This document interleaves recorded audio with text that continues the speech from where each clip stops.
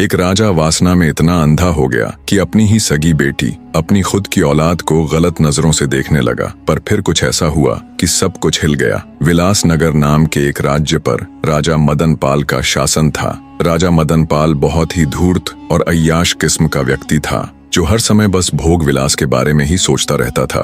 राज्य की जिस किसी भी सुंदर स्त्री पर राजा मदन पाल की नजर पड़ जाती, वो उसे अपनी भोग की वस्तु बना लेता। रानी प्रेमलता राजा की इस आदत से बहुत दुखी थी, पर राजा को रानी के सुख या दुख से कोई लेना देना नहीं था। वो तो अपने रंगारंग कार्यक्रमों में व्यस्त रहता, खूब मदिरा पान करता और नई नई स्त्रियों के साथ भोग विलास करता। दुष्ट राजा मदन पाल की कोई संतान नहीं थी, पर उसे इस बात से भी कोई फर्क नहीं पड़ता। उसे एक आध बार चिंता होती तो बस इस बात की कि अगर उसका कोई पुत्र होता तो वो उसके बाद उसके राजकाज को संभाल लेता, उसका राजवंश आगे बढ़ता रहता। अन्यथा उसे पुत्र की भी ऐसी कोई खास चाहना नहीं थी। ऐसे ही समय बीतता जा रहा था। रानी प्रेमलता बेचारी किसी तरह अपने दिन काट रही थी। एक दिन रानी की तबीयत बिगड़ गई। राजवैद्य को बुलाया गया। जब राजवैद्य ने रानी की जांच की तो पता चला रानी प्रेमलता गर्भ से थी। ये खबर जब राजा मदन पाल को लगी तो उसे बहुत सुकून मिला। उसकी आदतों में कुछ सुधार होने लगा, पर यह सुधार बहुत ही कम समय तक था। 9 माह बाद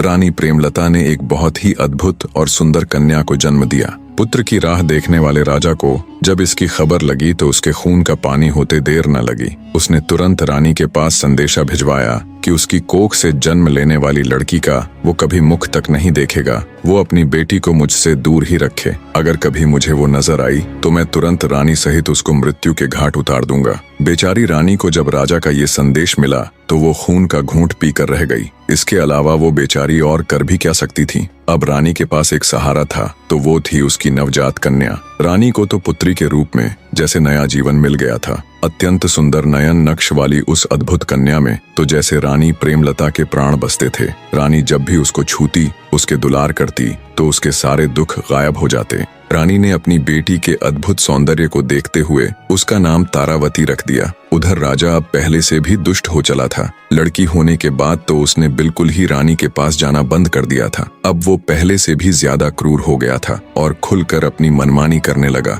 ऐसे ही समय बीतने लगा। राजकुमारी तारा अब 10 साल की हो चली थी। वो इतनी सुंदर थी कि उस जैसा पूरे संसार में कोई नहीं था। रानी प्रेमलता को अब अपनी बेटी राजकुमारी तारावती के विवाह की चिंता होने लगी, क्योंकि पुराने समय में बचपन में ही बच्चों का विवाह कर दिया जाता था और जब उनकी 18वीं वर्षगांठ मनाई जाती तब उनका गोना कर दिया जाता। अर्थात जिस लड़के के साथ लड़की का विवाह होता, लड़की को अपना घर छोड़कर लड़के के घर जाना होता। इसी चिंता को ले रानी राजा के समक्ष जाती है। बने रहे।